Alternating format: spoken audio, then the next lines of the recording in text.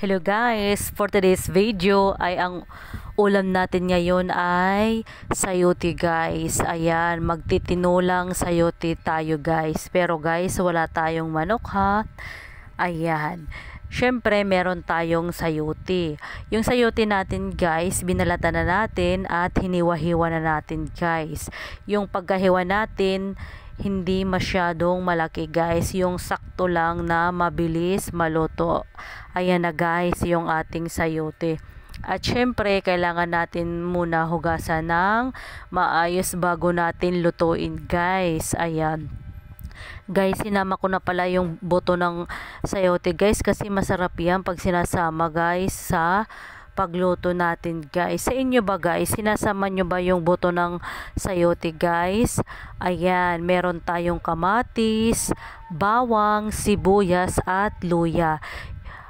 Yung luya natin guys, pampabango natin guys, 'di ba? Pag nagtitinulang manok tayo, mayroon tayong luya para iwas sa lansa guys. Ayan, syempre meron din tayong malunggay.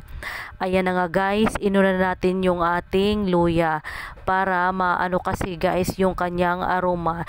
Inuuna yung ating luya, papapulahin natin siya, ay kulay brown pala guys, para ngamoy na yung kanyang aroma guys. Ayan, kailangan natin ng prituhin pero hindi masyadong tostado guys ha. Pag once na mangamoy na yung ating luya, saka na ilalagay natin yung ating bawang guys. Kailangan mangamoy muna yung ating luya para mabango yung ating linuto. Ayan. At syempre yung bawang natin, pangalawa yung bawang natin, kailangan maging luto siya guys, yung kulay brown, para mabango yung ating niluluto guys. At saka guys, yung mantika ko, kunti lang ako maglagay ng mantika ha, yung tama lang na makakaluto sa aking mga ingredients guys. Ayan, kailangan lutuin muna natin ng maayos yung ating mga kamatis, sibuyas, luya at saka bawang para maging mabango yung ating lulutuin guys. At syempre, pagkatapos nating haluin, ilalagay na natin yung ating sayote guys. Kailangan muna natin lutuin ng maayos. Ayan, para mabango yung ating tinolang sayote guys. Guys, walang manok ha. Ito lang yung kaya nating lutuin. Sayote lang guys, dahil hindi fresh ko yung ating manok, hindi na ako naglagay. Ayoko kasi guys, pag nagluluto tayo ng manok yung frozen, kasi hindi na masarap yun guys pag ginagawa nating tinula. Kailangan pag nagtinulang manok tayo, make sure yung ating manok kailangan presko. Ayan, nilagay na natin yung ating sayote guys. Syempre kailangan natin haluin ng maayos, at nilagyan ko na ng asin guys. Yung nilalagay ko lang, hindi na ako naglalagay ng ibang magic na yan. Asin lang yung nilalagay ko guys. Pasensya na kayo pag ako ang nagluluto guys, matipid talaga ako guys. Kahit asin lang, okay na sa akin yan guys. Basta't may asin, masaya na ako. Ayan, syempre kailangan natin haluin ng maayos.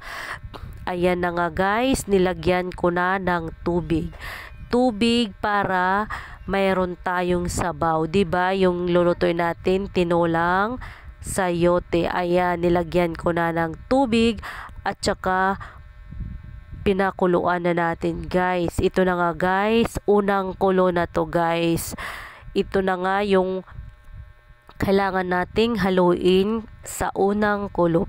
Ayan, haluin natin ng maayos para lahat maluto guys, para pantay-pantay yung kanyang pagkaluto at hindi na natin dinamihan ng ating sabaw. Kailangan pag nagsasabaw tayo guys, kunti lang yung ating sabaw, yung tama lang na iinumin natin, hihigupin natin, kasi pag once na marami yung ating sabaw, hindi na masarap yung ating sinabawan, guys. Ayan. At syempre, nilagyan ko na ng malunggay. Ito guys, yung ating malunggay, yung kapitbahay ko kasi guys, ang daming malunggay. Hindi natin tatantanan yung kanyang malunggay guys. Ayan, uubusin natin yung kanyang malunggay. Kailangan, syempre, meron tayong gulay sa araw-araw natin na pagkain para naman lang makadagdag sa sustansya sa ating katawan guys. Kahit piso-piso lang sa isang araw na sustansya ay okay na yun guys. Ayan, haluin lang natin ng maayos para yung ating malunggay maluto siya guys. Ayan, hihintayin na natin maluto yung ating malunggay. Hindi natin lalagain yung ating malunggay kasi once na yung gulay natin ay lagang-laga, hindi na masarap yung ating gulay guys. At matabang na yung ating gulay. At ito na nga guys.